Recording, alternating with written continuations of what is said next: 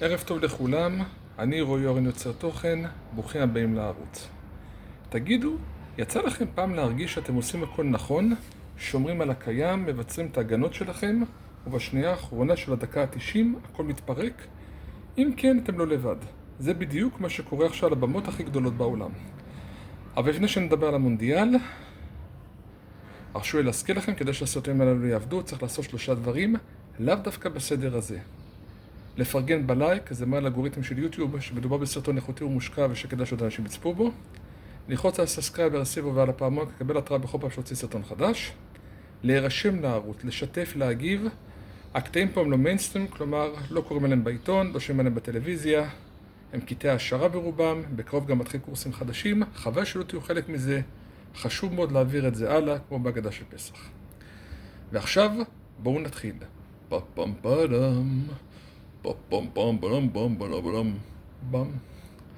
המונדיאל הנוכחי מספק לנו דרמה שלא ראינו כמותה, והמספרים פשוט בלתי נתפסים.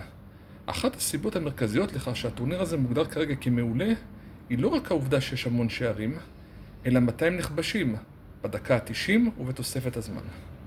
בואו נדבר במספרים.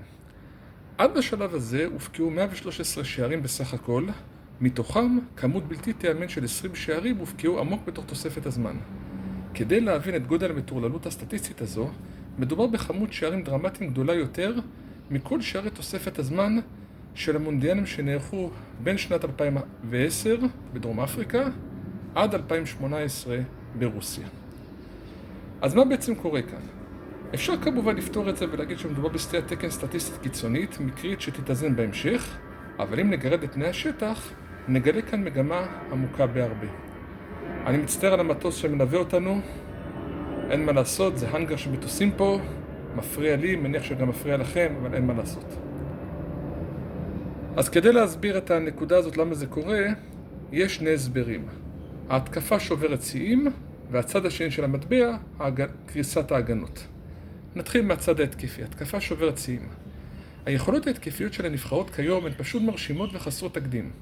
עובדה, אנחנו עומדים כרגע על ממוצע מטורף של 2.97 שערים למשחק.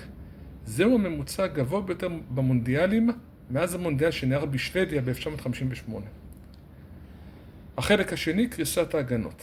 מהצד השני, המסקנה המתבקשת היא שהיכולות ההגנתיות של מרבית הנבחרות, גם הגדולות שבהן, רחוקות מלהרשים. תחת לחץ, עייפות וטקטיקה התקפית בלתי מתפשרת, המבצרים קורסים. משפט סיום ותובנה לחיים. וזה מוביל אותנו למסקנה הסופית, שהיא שיעור לא רק לכדורגל, אלא גם לחיים עצמם. ברמות הכי גבוהות שיש, התקפה תמיד מנצחת הגנה. תזכרו את זה. התקפה תמיד מנצחת הגנה. מי שמנסה רק לשמור על הקיים, להסתגר מאחור ולמשוך זמן, בסוף יספוג בדקה ה-90. כדי לנצח, אתם חייבים להעז, ליזום ולתקוף. לא סתם לספר השני של נשיא ארצות הברית לשעבר ברק אובמה קוראים המעז לנצח.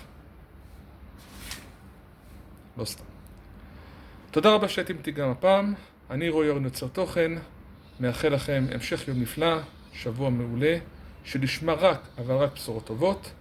לא לשכוח כמובן לפרגן בלייק, להירשם לערוץ, לשתף, להגיב, ללחוץ על סאסקרייב, הרסיבו ועל הפעמון, לקבל התראה בכל פעם שהוציא סרטון חדש.